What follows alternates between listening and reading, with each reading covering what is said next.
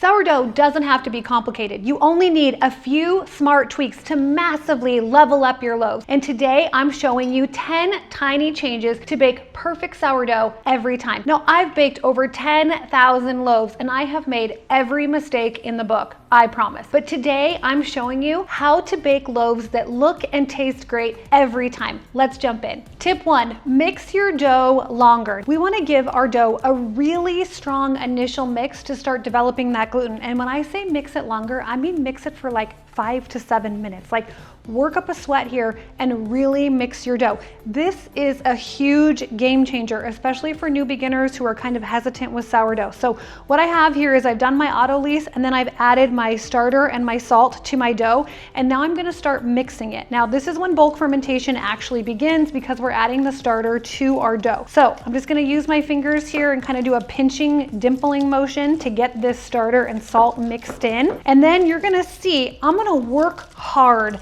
to mix this dough for like 5 to 7 minutes, okay? And you can see I'm being pretty aggressive with it, and that's okay. We haven't built up any air or gases in our dough yet, so there's nothing for me to deflate. It's not gonna be a problem. So right now I'm just combining my starter and salt with my flour and water that I already mixed up, and you're gonna see this dough transform as I mix it. And what this does is this is developing and strengthening the gluten, which is what we really need for sourdough. And I find that a lot of new bakers, where they go wrong is that they aren't actually mixing their dough enough in the beginning and developing the gluten. And that's what we're gonna do right here. We're gonna be really aggressive with mixing this. So maybe on the day that you make sourdough, you can skip your workout because you're gonna be working hard.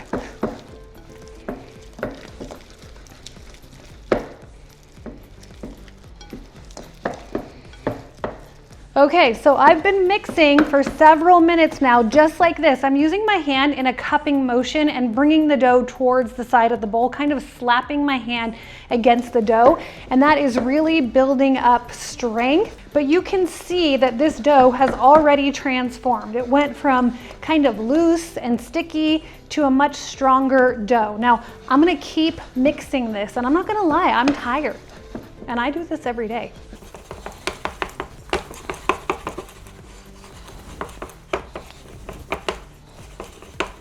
Okay, I'm gonna go ahead and stop now. It's been 6 or 7 minutes and my dough has transformed. I feel like this is fully mixed. I will let this sit for 30 minutes before I start my stretch and folds.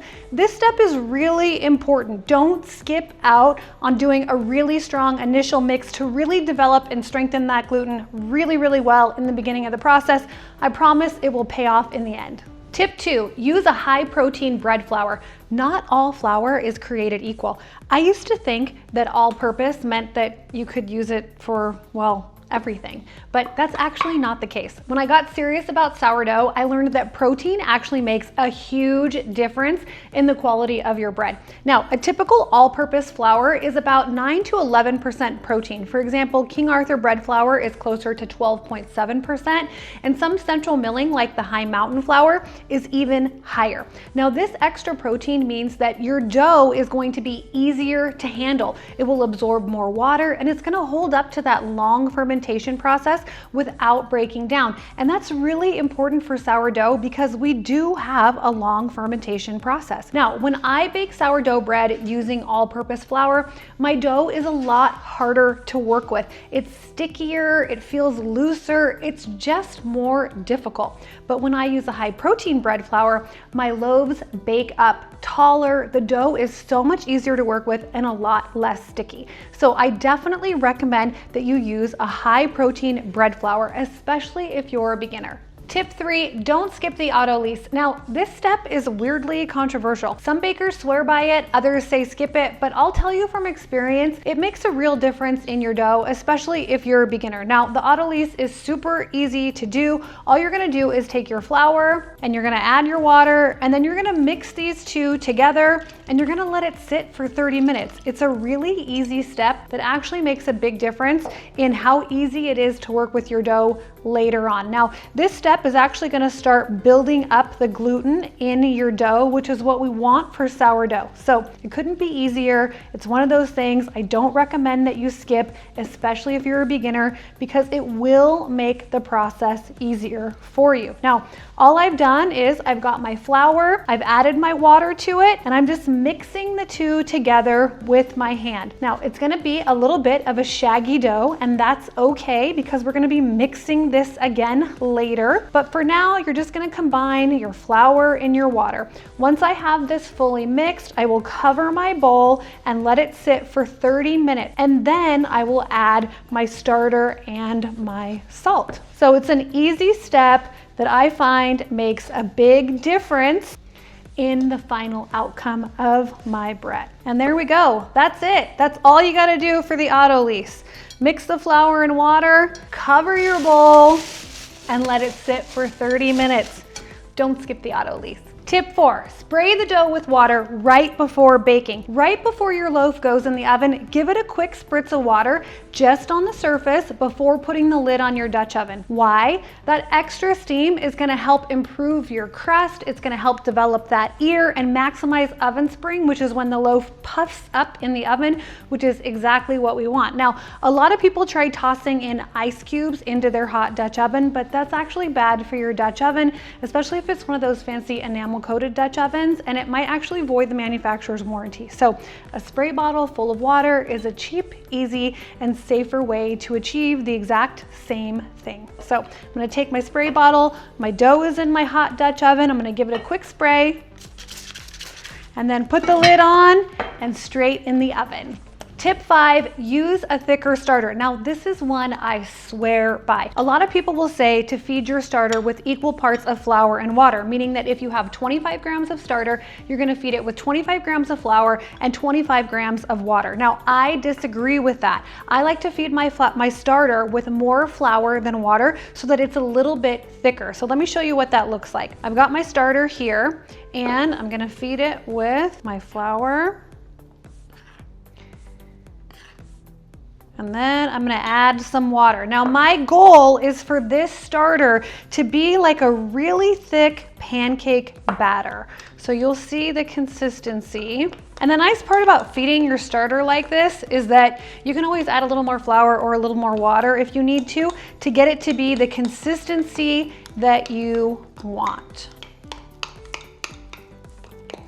Okay, and that is literally exactly what I'm going for. You can see it's not runny, it's not literally falling off the spoon, it's not watery or anything like that. So in reality, I feed my starter more like a 1-4-5 ratio, 1 part starter, 4 parts water, 5 parts flour, and it has made a huge difference. My starter will ferment a little bit more slowly and predictably, it stays active longer, and it just produces a more consistent results. Now, this is something I share with people all the time, and once they try it, they say it is an absolute game changer. So definitely give it a try. A thicker starter will perform better. Tip 6, preheat it like you mean it. Yes, you really do need to preheat your Dutch oven. Set your oven to 450 degrees and let it preheat for a full 45 minutes with the Dutch oven inside. Now, I have seen the whole you don't need to preheat trend going around, and listen, I am all for shortcuts if they don't compromise the bread. But sourdough is a 2 to 3 day process. Ingredients are expensive, and skipping this step can actually mess with the oven spring and crust of your bread. So if preheating gives me a better chance of having a successful loaf, I'm doing it, and you should too. Honestly, I'm not sure why people are always trying to skip the easiest steps that actually make a difference. Tip number 7, shape it tight, but don't tear it. When you're shaping your loaf, you want tension on the surface of the loaf, but not so much tension that you rip or deflate the dough. Surface tension means that we want the dough to be firm and tight. You want to build strength without tearing. There is a point where you can overdo it and tear the surface of the loaf. So you kind of need to practice some restraint and stop when you've created enough surface tension. And honestly, this is something that just comes with practice and time. The more you do it, the more you'll get a feel for it. If you tear the surface or deflate the loaf, you're gonna end up with a really poor oven spring and structure, meaning that your loaf will kind of fall flat. It's not gonna bring up when we're baking it. So we definitely don't wanna tear the surface, but we do need to create tension. So it's one of those things that it's all about balance. So let me show you how I shape my loaf here. I'm gonna flip this over. I'm gonna spread my dough out just a little bit. And then I'm just gonna bring the bottom up to the middle, bring the top back into the center, just like I'm folding a letter. And then I'm gonna turn my dough and I'm gonna roll it up. Now when I'm rolling it pretty tightly, but you can see I'm not smashing the dough down. And there you go. Now I'm just gonna pinch the sides. And that is it. I have a nice, you can see the surface of the dough is nice and tight here. So I've definitely got some tension. It's not falling flat. And this is what you're looking for when you shape your loaf. And then I'm gonna put this in my Banneton. And at this point, I would cover it and put it in the refrigerator for the cold ferment. So shaping, it does matter, it is important. Make sure you shape tight enough, but don't tear the surface of your dough. Tip 8, add whole grains, but just a little. If you want more flavor without changing your entire recipe, try swapping out just 10% of your flour for a whole grain. Something like whole wheat, kamut, spell, rye, anything like that will make a huge difference in the way that your bread tastes. So if your recipe uses 500 grams of flour, try using 450 grams of bread flour and 50 grams of some type of a whole grain.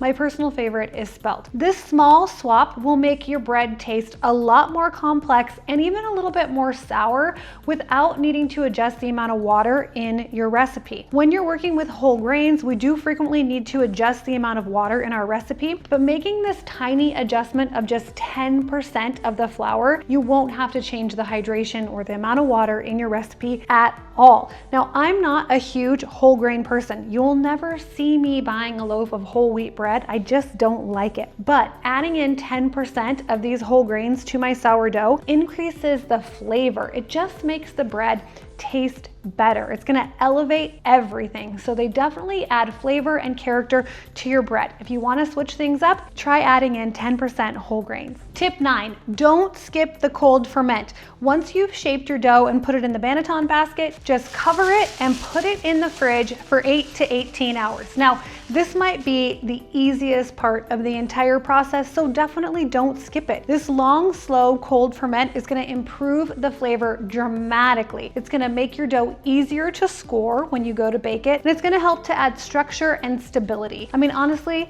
skipping this step is like skipping the seasoning on a good meal or like eating a piece of dry toast. I mean, who wants toast without butter, right? It's those little things that actually make a big difference. So can you bake sourdough bread without doing the cold ferment? Yes, you can, and it will work and you'll have bread, but it will be a lot better and the flavor will be better if you just do this one step and put it in the refrigerator for the cold ferment. Tip 10, start playing with inclusions. Inclusions are just things that we're gonna add to our sourdough bread. If you're ready to take your bread from good to great, try adding some inclusions to your dough. I'm talking about things like chopped nuts, seeds, dried fruit. All of these things can take a basic loaf and turn it into something next level. Now, my advice, start simple. Nuts, dried fruits, seeds, these things are gonna be the easiest to start adding into your loaves because they won't melt, ooze, or change the hydration of your dough the way that cheese might. If you're starting out and you wanna add inclusions for the first time, I would recommend that you add 10% of the total weight of the flour. So what that means is if you have a recipe with 500 grams of flour, you're gonna wanna add 50 grams of inclusions. So don't change the amount of flour in your recipe, don't change the water,